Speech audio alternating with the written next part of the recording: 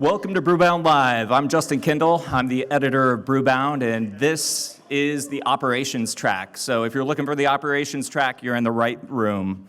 And this is meant to be a crash course of business lessons. We'll also conduct the semifinals of our Pitch Slam competition here. So hang out. This is going to go really fast.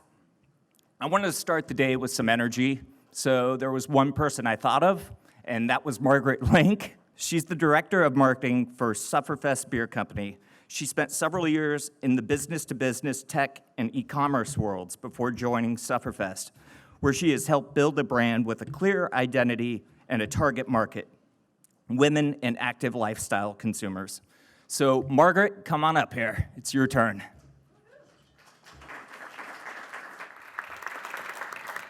I'll have to bring my coffee. That feels really relatable right now. It's 9 a.m. So I think that we have just north of 20 minutes to talk about how to build an entire brand identity, which is something you could probably learn in 2 years in an MBA program, or you could probably go online and Google like how to build a brand, and you get a lot of good info. So when I was putting this together, I was thinking like, okay, we got to be like really academic about it, go from A to Z, and give you all the tools you need. We need to talk about Instagram filters. We need to talk about like high-level stuff, message mapping. And then I was like, okay, we could probably walk it back. And I felt like that was a really good, a good metaphor for what brand building is in general. It's like you have an audience. You have a few seconds really to convey what you want to say. You need to be really clear about that message. And then you need to pick a really compelling way to say it, which in my case is a PowerPoint and a handout. So I don't know if you should be taking any advice from me. Anyways, about me, thanks Justin for the intro. Why anyone allowed me to teach this class is beyond me. But my background is a nice mixture of beer and tech, two things that I think pair exceptionally well, but I don't see a lot of that here. My marketing background is actually mostly focused on e-com and B2B, so it was like a lot of email algorithms and like, please read my white paper. So a lot of conference marketing, so if you're here just to like sell something, I was you. I totally relate. And so with that background, I enjoy mixing qualitative and quantitative approaches in my brand building. And so that's kind of where I come from. And then I am a Sufferfest consumer myself, so when the opportunity came to jump over to the brand side and to try to build something, something to endure, I was like, all right, this sounds perfect. I really wanted to talk to consumers, and that was exciting to me. I wanted to move into this functional space. I'm a picky consumer myself, and while I love beer, I wanted something that was a little bit different. So Sufferfest in particular spoke to me. Also, if you were here last year, you might recognize me from a minute and a half, Brewbound Pitch Slam finalist. Last year, we were robbed. Nico, come at me. No, I'm just kidding. No, it's really fun. So if you're doing the Pitch Slam this year, have a great time. We love it. Anyways, I want to set some clear expectations with what we'll cover, because like I said, we only have a few minutes to talk about how to build your entire brand. But I think the most important thing is I want you to come away with an idea of how to build that foundation and what you need to know to start making decisions about your brand. So everything ideally should map back to a conceptual framework that best expresses who you are. So we'll talk about what is a brand strategy and why do you even need one. How many people here are like kind of smaller brewers, small to mid-sized brewers with great ambition? I see the sparkle in your eye. With ambitions to go national. Yeah, totally. And so making sure that you hone this messaging and hone kind of these like core elements of your brand are going to be really important. So mission and position statement seems kind of elementary, but it's not. You would be shocked at how many people just don't have this on lock, and it becomes an issue later. If you talk to the CEO of a company and you talk to a frontline server, they should be telling you the same thing about your brand. And how do you know? How do you know it's the same? You got to have this locked down. And then knowing your customer. Again, it seems really elementary. You might think you know exactly who you're serving, but chances are you might have a little bit of a different idea. So we'll do a fun exercise around that. Everyone's gotten my handouts. Thanks so much. And then defining marketing channels. This is kind of where the rubber meets the road. If marketing is what you say, then your channels are how you say it. And to me, those are the most important things that I want to leave you with today. Sound good? Is everyone caffeinated? Okay, that was, wow, okay. All right. Usually when I do like distributor presentations, I like make everyone get up and like do some push-ups. You should see a bunch of distributor reps like doing push-ups. It's actually like really good. So good. All right. So brand strategy. Why do you need a brand strategy? What does that even mean? You already brew delicious beer or liquid or whatever. We have a lot of different liquids in here today. You guys, it's fun. It's indicative of the market in general. So what's your brand strategy? Like I said, it's what do we have to say and how are we going to say it? This should inform what all your channels are doing. So getting really clear on who you are and what you have to say and how it's differentiated is going to help you know what channels to pick, and ultimately should serve as kind of that blueprint. So the most important thing is I think that everyone here probably has ambitions of growth. And so how do you set yourself up to grow in a way that's consistent? How do you want to grow? How do you define success? That should all map back to kind of what your mission is. So some questions that I like to ask, is like, where does your product show up in the market? Like, are you someone that likes to go through, C-stores like singles? Are you someone that likes to activate at, field events and festivals? Like, where does your market show up? That could be answered with your mission, or at least informed by your mission statement. So if you think about, like, when you've had opportunities to go to an event and, like, sponsor it, and you're like, is this in line with who we are? You should know immediately, like, yes, that is so us. That's so Raven. No? Anyone? Disney Channel? Anyways. So what images align with your message? What types of things do you want to convey? So often if you're like a smaller brewer, you're just going to have a lot of pictures of like your beer and your can, or like your liquid and your can, and be like, this is what we do. And so that obviously aligns as pretty on the nose, but like if you were to expand and you were to create a brand, what would those images be? What type of people would you want to talk about? I know I talked to some awesome brewers today who really advocate for animals and animal causes. So is that a type of image that aligns with what you're doing? So get clear on that. Who do you entrust to represent the brand publicly? Like, if you're going to choose an influencer, or if you're going to hire someone as a frontline staff, like, all of these people decisions could map back to that mission statement. And then what types of brands do you partner with? As you grow, partnerships become a great way to just turn up the volume, to gain credibility with new people and new markets. So who do you partner with? As you grow, a bunch of people are going to come knocking on your door and wanting a piece of the amazing thing you've built. How do you say yes and no? So, talking about mission statement. Everyone should have their worksheet here.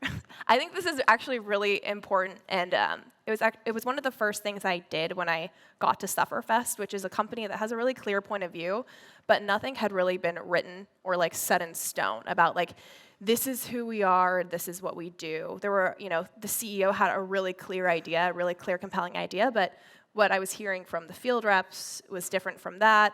If you talk to people selling it, I went to a shop in Denver actually like a year and a half ago that sold Sufferfest, and I like to like be a mystery shopper and go in. And I'm like, oh my gosh, do you have this? Like, it's so good. It's the only beer I drink, And then, and he was like, oh, yeah, we have this. It's so cool. They support like women's causes and like girl things. I was like, that's so cool. I'm a girl, so like I love that. Obviously, like right on the nose. But I'm like, okay, we were a little off message here. So how do we tighten it up so that a retailer and a customer and someone serving us at the brew house, they're all saying the same thing? So you have to ask yourself why you exist. And unfortunately, this is not a class on like SART or like The Stranger by Camus, but we have Snoopy, which is just as good as far as existentialist literature goes. Why are you here? Like, why does your brewery exist? There are, over 7,500 brewers right now? And it's a tough market. It's not getting any easier. It's getting more challenging, and we've seen a lot of that. We've seen a lot of consolidation. We've seen going out of business. What's happening? So you have to ask yourself and get really clear on why the hell you exist, why you deserve to exist. What sphere are you playing in? I think that's something that's really interesting is that as you grow, you no longer just get to be like, hey, we make great beer at the craft room or at the tap room. We're craft. It's down the street from you. You should totally try us, because that doesn't work anymore. It's not cute anymore once you've kind of gone across state lines and you have to have something new to offer. So you get the opportunity to define the space you want to play in. So for Sufferfest, I'm going to be really self-referential because, like I said, you can look up anything online and it can tell you how to build a brand, but hopefully you get some good nuggets from my trials and tribulations, a lot of hard-fought knowledge. So for Sufferfest, what we got to do is say, we don't just want to be a beer brand, we want to be an outdoor brand. And here's how we're going to do it. We're going to go and show up at races, and we're going to position ourselves with REI and things like that. And so we said, okay, this pie maybe isn't big enough for our ambitions. Let's make the pie bigger. Let's get more pies. Let's get some cake. So you get to do that too. You get to redefine the scope of what your brand gets to touch, and that's really fun. So this is where that well thought out brand position and your positioning statement comes in handy. So why do you exist? Here's the things that you should really think about and get clear on. And you might think that you're clear, but if you were to sit back to back with anyone else in your organization, literally anyone else at any level of the organization, they should be, it's like the newlywed game, right? Where it's what's her worst habit? And she's like, nothing. And he's like, everything. You shouldn't be misaligned with anyone else in your organization.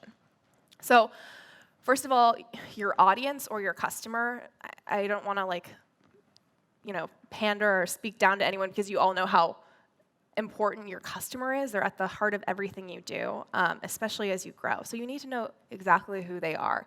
What is their demographic? What motivates them? How do they make decisions? Where do they buy? We'll talk a little bit more about this when we do some demographic mapping, which is fun. Your market, so what is that category? Like I said, maybe it's beer. It can't just be local beer anymore, or local kombucha, or whatever your liquid of choice is today. And then your brand promise. How are you meeting the needs of those people that you are endeavoring to serve and impress?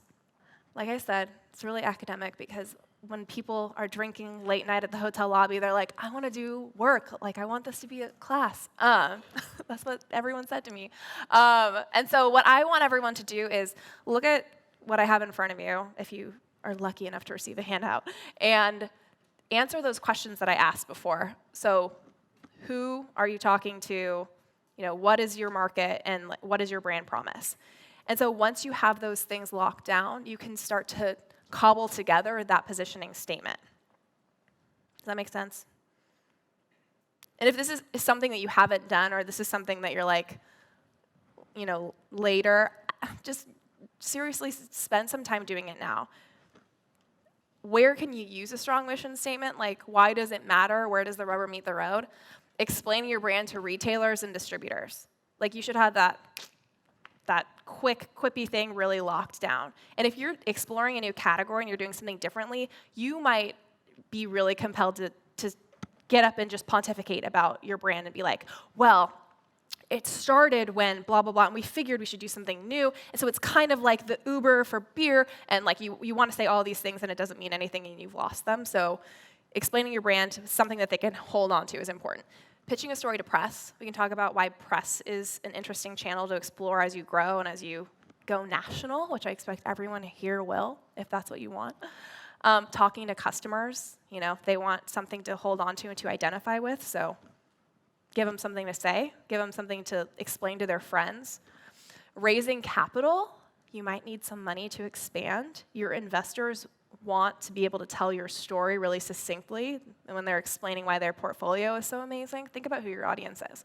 So getting that locked and loaded is important.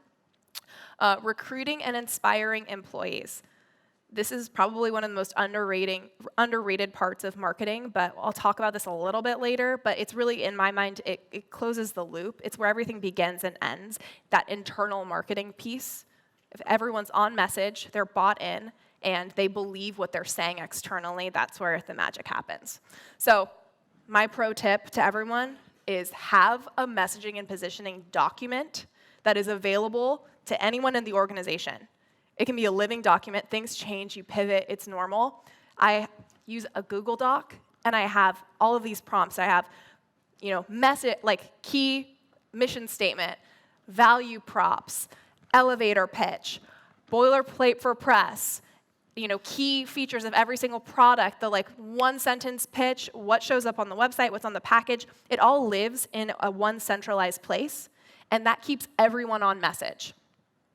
And you're going to say the same thing over and over and over until it gets heard. And so you want to make sure you're saying the same thing over and over and over, because when you finally get heard, it needs to be the right message. Sound good? Yeah? Okay. Awesome.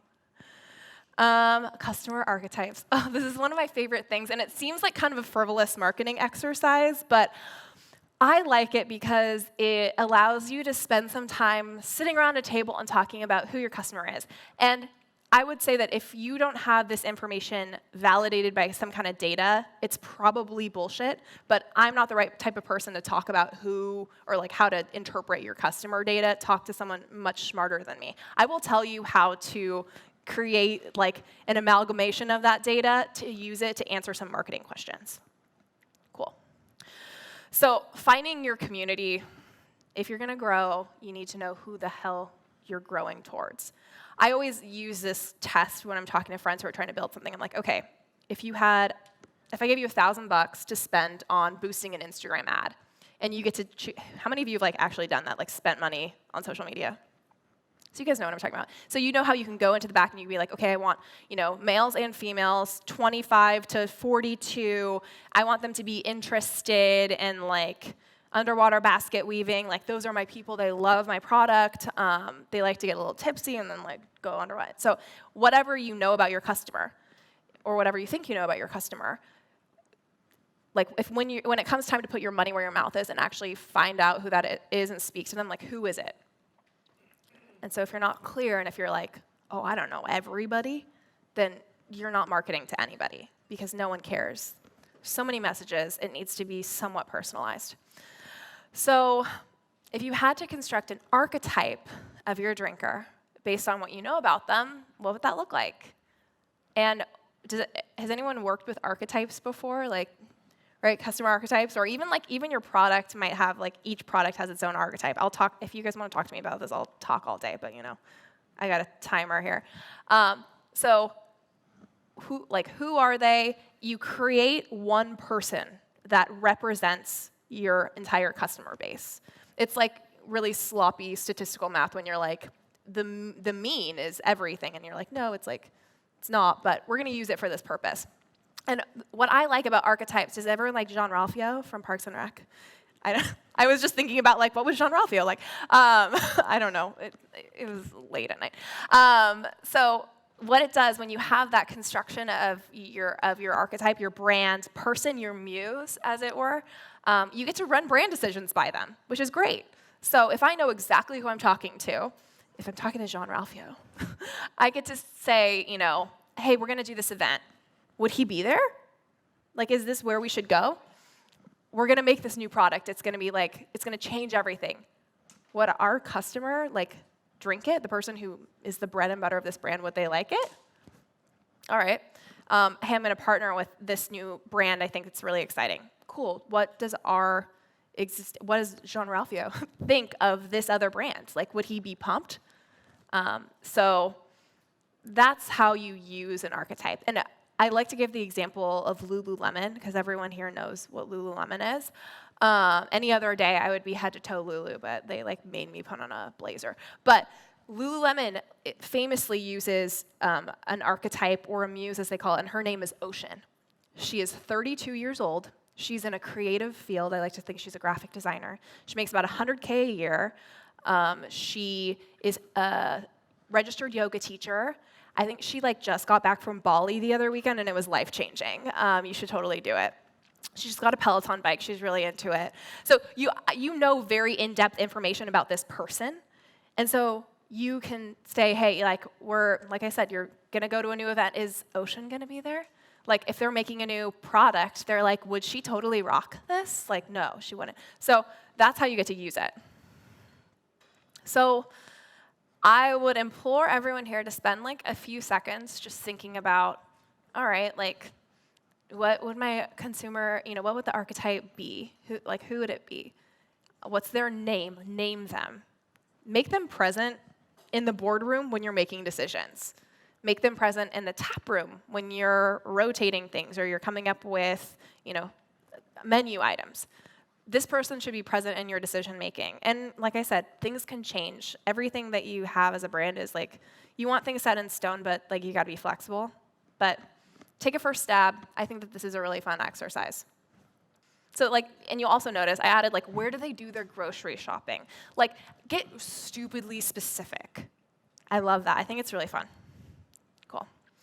Okay, now channel marketing is where the rubber meets the road, and we could talk about channels all day, and come find me, and I will shoot the shit with you about what I think you should be doing. I'll give a lot of unsolicited advice. It's what I do. But channel marketing is choosing, exactly, now that you know what you're saying and who you're saying it to. This is okay, the channels by which you're going to say it. This is actually what people are thinking of when they think of marketing, right? So this is marketing ideas. I miss the old days when we could just tout things. So your brand's probably already touted, and people really love it. But now we have to scale out of necessity. You can't just, unless you're fantastic, you can't be word of mouth anymore. Someone asked me they're like, what about White Claw? What's their marketing strategy? What's their brand? And I'm like, that would be giving investment advice based on the fact that you bought Bitcoin a few years ago and it went crazy, and you're like, you should just do that. You should just buy something and then just it goes like a J curve. It's great. But really, we're kind of doing the more stepwise function of all right, these are the building blocks. So when you're telling that message to your archetype, to Ocean, to your muse, where are they showing up, and what's most effective to talk to them? So ideally, you would be doing every single thing. You would be, on all the social media. You would be getting insane press pickups. Your packaging, your POS would be on point. It would all map to, the broader message and position. If you think about a hierarchy, right, and everything that manifests from that, it's all aligned. It's all happening simultaneously. But no one has time. No one has resources, and it's just too hard to manage. I have tried. It sucks. So you got to pick what channels make sense for your brand based on goals, your audience, and kind of your own special skills that you bring to the table. What are you uniquely good at? Because you're not going to be really great at the same thing as the brewery down the street. They might have, a really, really interesting story that press wants to talk about, and they get their chance to write and tell stories a lot. But you might have someone who's a great photographer who is really good at communicating the brand visually. So maybe digital media is a better channel for you. You got to be opportunistic, and while checking and making sure that things align, be opportunistic. That's what I have to say. And my pro tip is, if you're constrained, pick a limited number of channels and just absolutely kill it at them. So if you're we don't have a lot of time, but we're going to go in on social media, make sure that you're responding to comments, make sure that you have something lined up almost every day, make sure you're telling a story, get really in, look at your metrics, have conversations about them, pivot, change, get all in on something versus kind of doing a little bit of everything. It's fun. So some channel examples too, just to give you something to walk away with. Grassroots, you can show up anywhere, with your, legally, it's the ABC here. No, you can really, grassroots, you can show up and you can, talk about your brand anywhere. And that's so important because when you're looking for those true fans of your brand, that's often where you find them. People like to discover things. They like to be the first one to know about what's cool. Grassroots marketing, it speaks to that person who has that discovery mentality. Social media, you can spend as much or as little on it as you want. You could throw a ton of dollars and amplify things and make it paid, or you can just kind of post something every day and be like, we're open. Digital ads, you can get really crazy with AdWords. It's how I test messaging often. Talk to me about that. You can pay for search terms and see what resonates with a target audience. Really cool way to try messaging before you roll it out to the rest of the world. PR, tell your story, amplify it. If you're going to new markets, target that regional press, so fun. Experiential and field events, you can sink a ton of money into these, but they're so fun, and it's great for creating content, meeting a ton of people at once, and really getting to shake a lot of hands. And hopefully not kiss a lot of babies, because no babies at a beer event. And then once you're kind of big, you can just do a Super Bowl commercial, right? Cool. Bring it full circle. I only have a little bit of time left, but like I mentioned, the most important thing to me is making sure that everyone is aligned. Make sure that your money is where your mouth is when it comes to your values. And that's how you close the loop. Cool? We did it! Cool. That's awesome. Thanks.